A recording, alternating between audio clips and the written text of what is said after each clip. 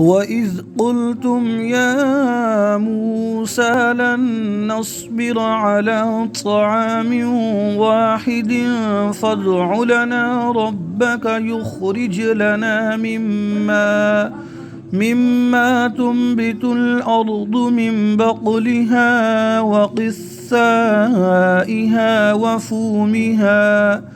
وفومها وعدسها وبصلها.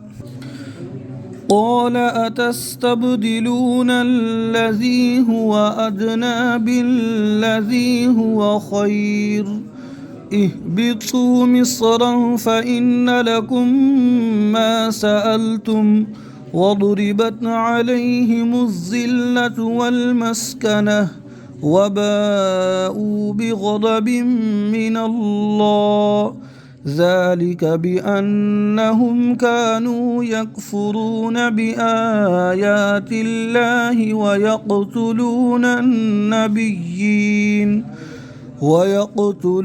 النبيين بغير الحق ذلك بما عصوا وكانوا يعتدون.